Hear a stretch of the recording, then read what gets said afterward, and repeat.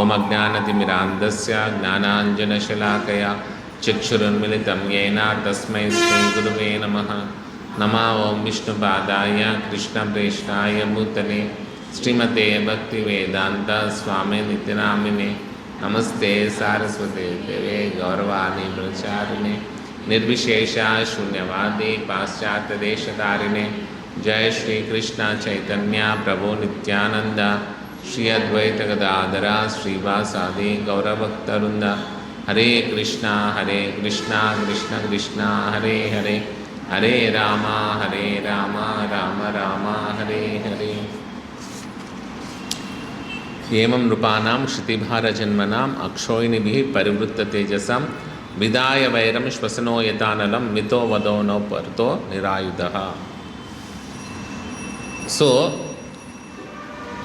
श्री राधा श्याम सुंदर भगवान की, जगदीश प्रभुपाद की.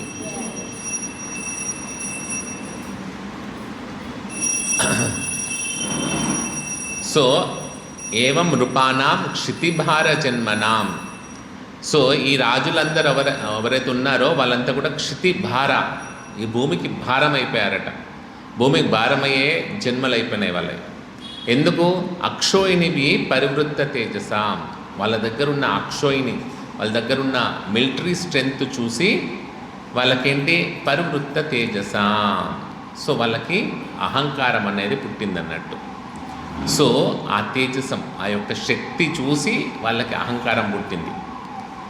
సో విదాయ వైరం శ్వసనో యథానలం మితో వదనో పరతో నిరాయుధః. అట్లాంటి టైంలో భగవంతుడు యుద్ధం అనేది క్రియేట్ చేస్తాడు. ఇప్పుడు కూడా మనం చూస్తే అమెరికాకి నా దగ్గర యుద్ధం ఉంది అని అన్ని యుద్ధంకి కావాల్సిన ప్రోడక్ట్స్ అన్నీ తయారు చేస్తుంది, పెద్ద పెద్ద కంపెనీలు పెట్టినాయి. ఇప్పుడు మనము ఒక బ్యాంబినో ప్యాకెటో లేకపోతే ఒక ఇంకా నూడిల్స్ ఫ్యాక్టరీనో అట్లాంటివి ఉన్నాయి అనుకోండి, మనం తింటూ ఉంటే మళ్ళీ కొత్తవి ప్రొడ్యూస్ చేయాలి. ఇప్పుడు బాంబులు ప్రొడ్యూస్ చేసే ఫ్యాక్టరీ ఎట్లా రన్ కావాలి? బాంబులు ఎక్కడైనా వేస్తేనే కదా మళ్ళీ కొత్త బాంబులు తయారు చేస్తే ఆ కంపెనీ నడిచేది, లేకపోతే కంపెనీ మూసుకోవాల్సి వస్తుంది. సో వాళ్ళ దగ్గర చాలా కంపెనీలు ఉన్నాయి అన్నట్టు. ఒకటి యుద్ధం చేసుకోవట్లేదు, అందరు ప్రశాంతంగా ఉంటున్నారు. ప్రశాంతంగా ఉంటే వాడికి సేల్స్ ఎట్లా కావాలి? వాడి కంపెనీ నడపాలి కావాలంటే ఏదో ఒక యుద్ధం సృష్టించాలి. ఏదో ఒక యుద్ధం సృష్టించడం కోసం వాడు ఆ యుద్ధాన్ని స్టార్ట్ చేసి వాడి కంపెనీ వాడు కమ్ముకోకుండా వాడు ఊరుకోడు కదా. జస్ట్ ఇరాన్కి ఉన్న అమెరికాకి యుద్ధం అవుతుంది. కానీ ఇన్నర్ ఏం చేశాడు వాడు ఒక్క అమెరికా మీద బాంబు వేయలేడు కాబట్టి వాడు చుట్టుపక్కల ఇప్పుడు దూరంగా ఉన్నది అందుకోలేకపోతే ఏం చేస్తాం, దగ్గర వాడు ఉంటే వాడిని కొడతాం. వాడు కూడా ఏం చేశాడు, పక్కన ఏమేమి దేశాలు అమెరికాకి సపోర్ట్ చేస్తే వాడి మీద వేస్తున్నాడు. ఇప్పుడు వీళ్ళ భయం ముట్టుకుంది, వీడు వేస్తే మరి రక్షించుకోవడానికి ఏదో ఒకటి తయారు చేసుకోవాలి కదా. రక్షించుకోవడానికి ఏంటి, మళ్ళీ అమెరికాని అడిగారు. సో వాడు బాంబు వేసేది వాడే కనిపెడతాడు, బాంబు నుంచి రక్షించుకునేది వాడే కనిపెడతాడు. సో మళ్ళీ బిజినెస్ స్టార్ట్ అయింది. సో వాళ్ళ యొక్క అక్షోయినివి ఇప్పుడు ఎలా అయితే వాళ్ళ అస్త్రశస్త్రాలతోటి ఆ పొగరుతోటి ఈ యుద్ధాలు అనేది మొదలవుతున్నాయో, కురుక్షేత్ర యుద్ధం కూడా అలానే జరిగిందన్నట్టు. కురుక్షేత్రంలో ఉన్న రాజులందరూ కూడా వాళ్ళ అక్షోయిన స్ట్రెంత్ చూసి అహంకారంతో కొట్టుమిట్టాడుతున్నారు. అట్లాంటప్పుడు యుద్ధాన్ని ఎలా క్రియేట్ చేసినాడంటే, తను ఎటువంటి అస్త్రశస్త్రాన్ని పట్టుకోలేకుండా నిరాయుధః, ఎటువంటి ఆయుధం లేదు. ఈ వామన అవతారమును కృష్ణ ఎస్పెషల్లీ కురుక్షేత్ర ఘట్టం చూసుకుంటే భగవంతుడు ఎటువంటి ఆయుధం లేకుండా పెద్ద పెద్ద రాజ్యాలు సంపాదించాడు. వామన అవతారాలు ఏంటి, మొత్తం 3 భువనాలను ఆక్రమించేసినాడు. ఏమైనా ఆయుధం ఉందా? ఏం లేదు, ఒక చిప్ప పట్టుకొని పోయాడు.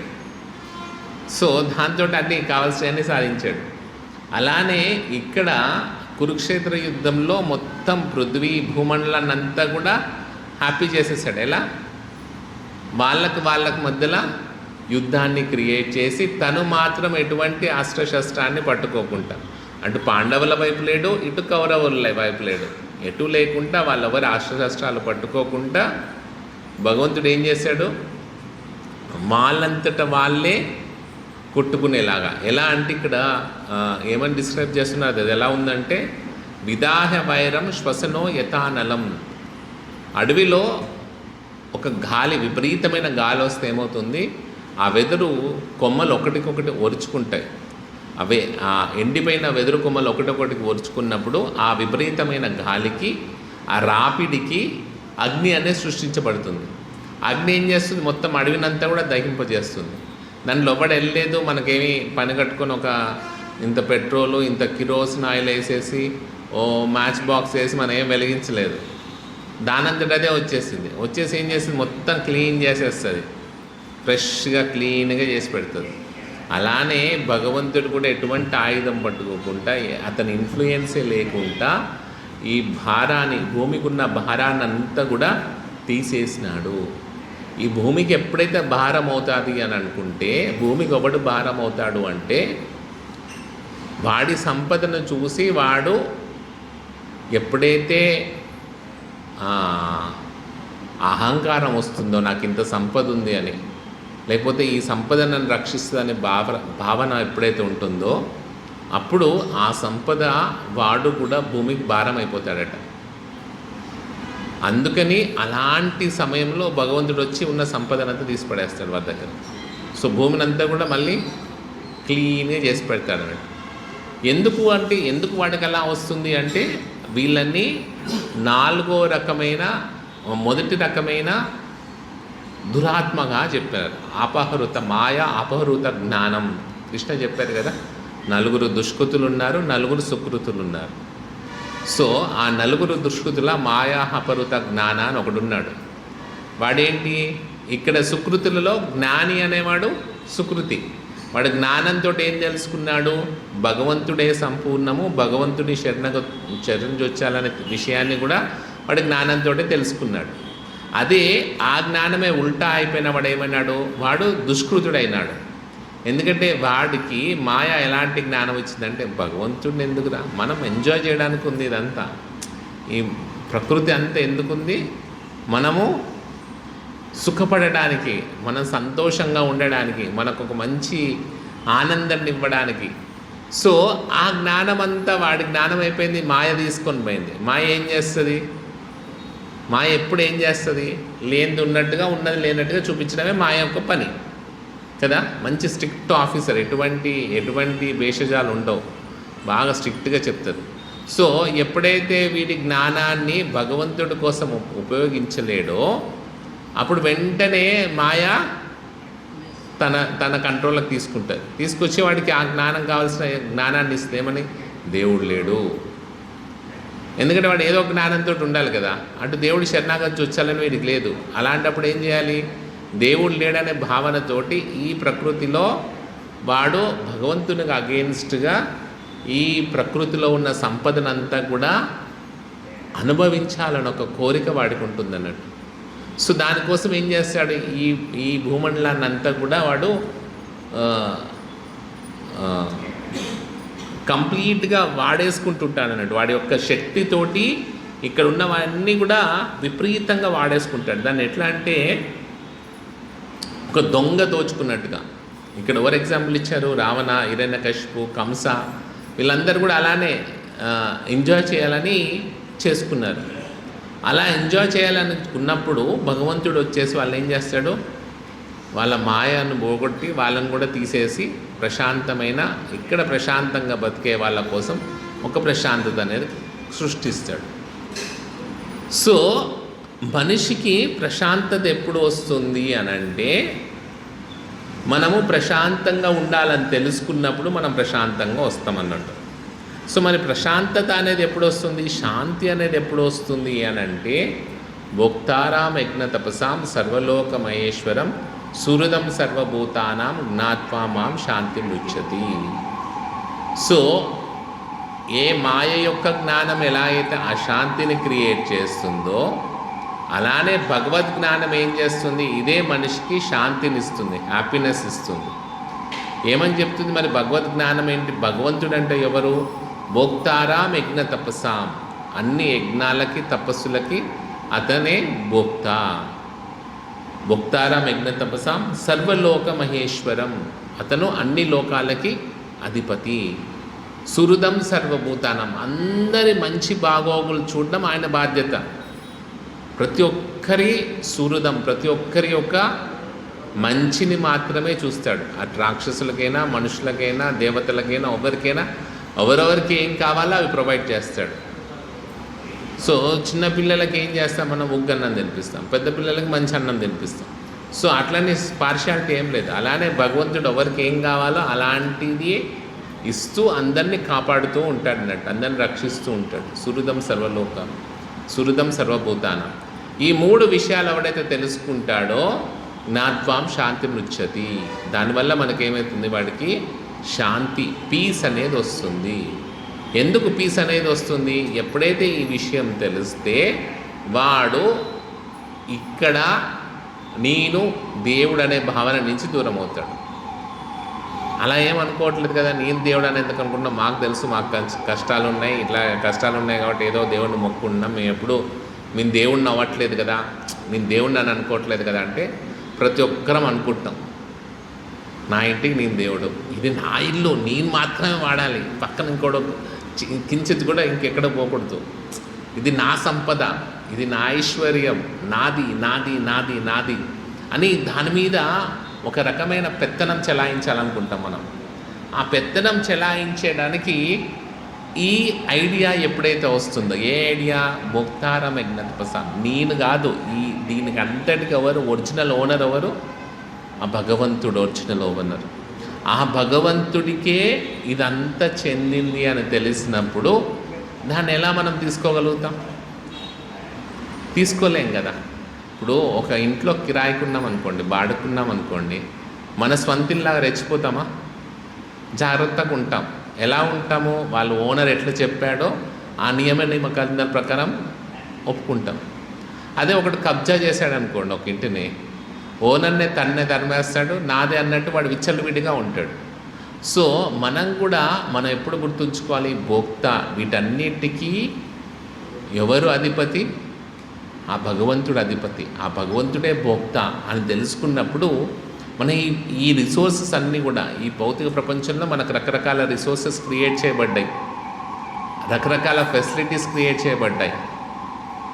ఎంతగా అంటే ఇక్కడ మనము సుఖంగా బతకడానికి ఇప్పుడు ఒక 4 days వరకు ఎంత ఉంది? ఇప్పుడు కొంచెం ప్రశాంతంగా 3 రోజుల నుంచి చల్లగా ఉంది. సో అన్ని కావాల్సిన ఫెసిలిటీ అంతా క్రియేట్ చేస్తున్నాడు భగవంతుడు. మనం ఏం ఏసీలు కొనుక్కోవాల్సిన అవసరం లేదు, కరెక్ట్గా భగవంతుడు రూల్స్ ఫాలో అవుతుంది. సో అలా ప్రతి ఒక్కటి అరేంజ్ చేసి పెట్టాడు. కానీ మనకు ఆ భావన ఉండాలి, భగవంతుడు నా కోసం అరేంజ్ చేశాడు, ఇవన్నీ కూడా భగవంతుని ఒక్కటి అయినా కూడా నేను ప్రస్తుతానికి అవి వాడుకుంటున్నాను, కానీ వీటికి అసలైన అధిపతి ఎవరు? ఈ భోక్త ఎవరు? భగవంతుడు అని సంపూర్ణమైన జ్ఞానం మనకున్నప్పుడు ఆ వస్తువుని ఎంతవరకు వాడాలో అంతవరకే మనం వాడుకుంటాం. ఆ వస్తువు మీద ఎప్పుడు కూడా ప్రొప్రైటర్షిప్ పొందము అన్నట్టు. సో ఎందుకంటే మనకు తెలుసు ఇవన్నీ కూడా నాకు ఎవరిస్తున్నారు? నేను అనుభవించే ఈ సంపద అంతా కూడా ఆ భగవంతుడు నా కోసం అలకేట్ చేస్తున్నాడు. ఎందుకంటే ప్రతి ఒక్కరికి ఈశావాస్యమిదం జగం జగత్ అవ్యక్తమూర్తిన. సో దాంట్లో ప్రతి ఒక్కరికి కూడా ఒక్కొక్క ఎంతైతే పోర్షన్ ఉందో భగవంతుడు, ఈశావాస్యంగా ఉన్న భగవంతుడు ఒక్కొక్కరికి ఒక్కొక్క పోర్షన్ ఇచ్చాడు. సో ఆ పోర్షన్ మనకు ఎలా వచ్చింది? ఆ భగవంతుడు మనకు అలకేట్ చేశాడు కాబట్టి ఆ పోర్షన్ని మనం ఎంజాయ్ చేయగలుగుతున్నాం. భగవంతుడు అలకేట్ చేయకపోతే ఆ పోర్షన్ మనకు దక్కను కూడా దక్కదు, పోతుంది, అది అసలు కుదరదు, దాన్ని తినడానికి మనకు అర్హత ఉండదు. సో ఆ భావనతోటి ఎప్పుడైతే చేస్తే మనకు శాంతి లభిస్తుంది. సో భగవత్ స్వరూపాన్ని అలా చూసి ఎవరైతే చేస్తారో వాళ్ళు సంపూర్ణమైన ఆనందాన్ని పొందుతారు. అందుకనే భగవంతుడు 8th chapterలో తనని ధ్యానించమని చెప్తున్నాడు. ఏమని చెప్తున్నాడు? ఎప్పుడు ధ్యానించాలి భగవంతుణ్ణి? 8th chapterలో ఎప్పుడు ధ్యానించాలని చెప్తున్నాడు? 8th chapterలో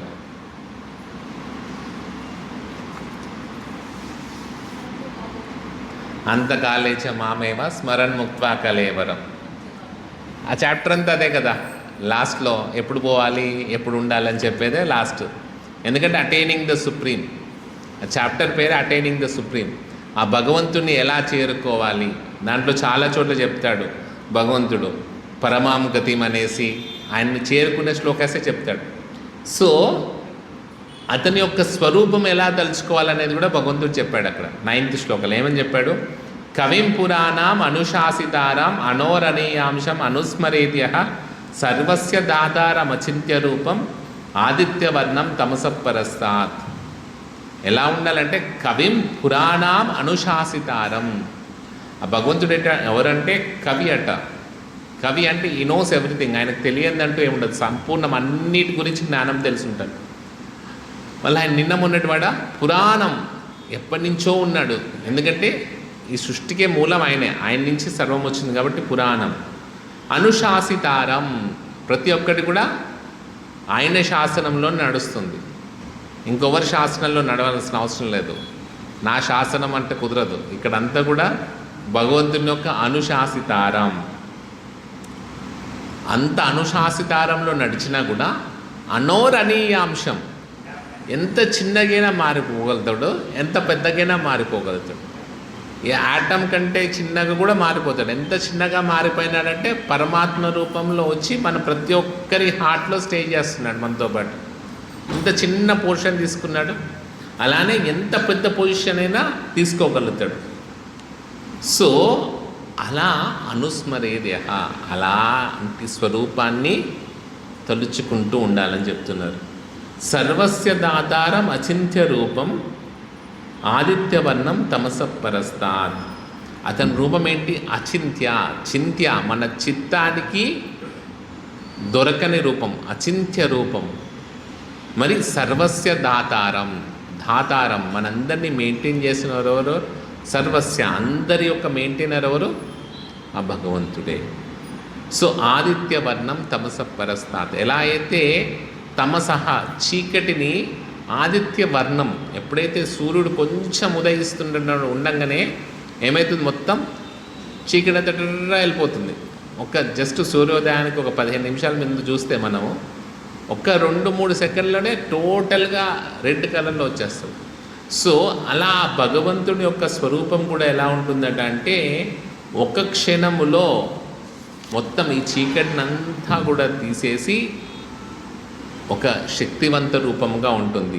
అది ఈ భౌతిక ప్రపంచానికి అతీతముగా ఆధ్యాత్మిక స్వరూపంతో భగవంతుడు ఉంటాడు. ఇలాంటి స్వరూపాన్ని తలుచుకోమని చెప్తున్నాడు. ప్రయాణకాలే మనసాచరైన భక్త్యా యుక్త యోగ బలేన చేవ భ్రువోర్మధ్య ప్రాణమవేశ సమ్యక్ సతం పరం పురుషం ఉపైతి దివ్యం. సో ఎవరైతే అలా ప్రయాణ కాలంలో ఆ మనస్సు అచలం తిరుగుతూ ఉంటుంది కదా, మనసు ఎక్కడెక్కడికో పోతుంటుంది. సో మనసుని ఏం చేయాలి? అచలం చేయాలి. చలం మనసు, దాని పని ఎప్పుడు తిరిగేదే. ఇప్పుడు క్లాస్లో మనం ఇక్కడ కూర్చుంటాం, మనసు ఊరంతా తిరుగుతూనే ఉంది. ఢిల్లీ పోయింది, అమెరికా పోయింది, అన్ని పోయి తిరిగేసి వచ్చి మళ్ళీ ఇక్కడ కూర్చుంటుంది. సో అంత తిరిగేదానికి చక్రాలు కట్ చేసేసేయాలి. ఏం చేయాలి? అచలం మనస్సుని కంట్రోల్ చేయాలి. ఎప్పుడు? ప్రయాణకాలే. మన బోర్డింగ్ పాస్ వచ్చినప్పుడు ఫ్లైట్ టికెట్ రెడీ అయిపోయింది, లగేజ్లంతా ప్యాక్ చేసుకోవాలి. ఎన్ని కేజీస్ అలౌడ్? 7 kg కాదు, 0 kg. ఒక 0.100 grams కూడా మనతో పాటు ఎలో చేయరు.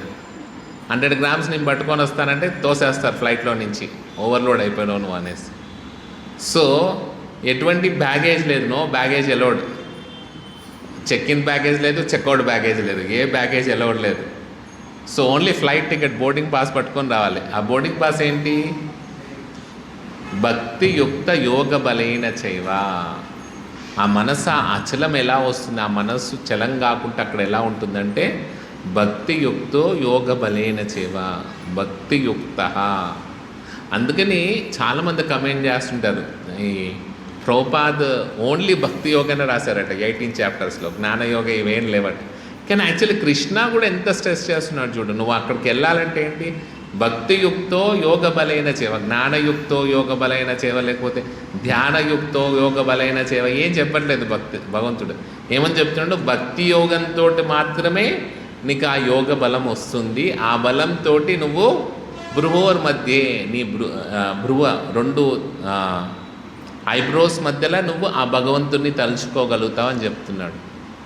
సో అప్పుడు పరం పురుషం ఉపైతి దివ్యం, ఆ దివ్యమైన పురుషుని ఉపైతి చేరుకోగలుగుతామన్నాడు. సో అలా ఆ భగవంతుణ్ణి తలుచుకుంటూ ఉండాలి అంటే, భగవంతుని చేరుకుంటూ ఉండాలంటే యోగ బలం కావాలి. సో యోగ బలం ఒకటో రోజు రాదు కదా. బలం రావాలంటే ఏంటి, వాడు పోటీలకు వెళ్తారు, బాగా బలవంతుల పోటీలు, రోజు అంతెందుకు కోడ్లకు కూడా పెడతారట, అవేవో పోటీలకు జీడిపప్పులు బాదం పప్పులు అన్నీ పెడతారు, అవి బలంగా పౌష్టికంగా తయారు కావాలి. సో మన బలం కూడా పౌష్టికంగా జరగాలంటే రోజు పెట్టాలి. ఈ వారానికి ఒకసారి పెడతాను, 15 రోజులకు ఒకసారి ఏకాదశి రోజు పెడతానంటే కుదరదు. ప్రతిరోజు దానికి భోజనం పెట్టాలి. ఎలాంటి భోజనం? పౌష్టికాహార భోజనం. దాంట్లో మంచి పౌష్టికాహారాలు అన్నీ ఉండే భోజనం పెట్టాలి. ఊరికి ఏదో అందరు ఏం చేస్తారు, ఇప్పుడు ఈ కుక్స్ ఉంటారు కదా, వాళ్ళంతా ఏం చేస్తారు, ఆయిల్ ఎక్కువ పోసేసి వండేస్తారు. ఎందుకంటే నువ్వు ఏది చేసినా టేస్ట్ వస్తుంది, కానీ దాంతో బలం రాదు. సో మనం కూడా హరికృష్ణ కృష్ణ కృష్ణ కృష్ణ కృష్ణ కృష్ణ అనే నూనె ఎక్కువ పోస్తే మనకు బలం రాదు. మనకు బలం ఎప్పుడు వస్తుంది? దాన్ని పౌష్టికారంగా ఓపికగా మంచిగా సిమ్ మీద పెట్టి ఉడకబెట్టి అప్పుడు కూరకి టేస్ట్ వస్తుంది, కూర మంచి బలాన్ని ఇస్తుంది, దాని పౌష్టికాలన్నీ దానికే ఉంటాయి.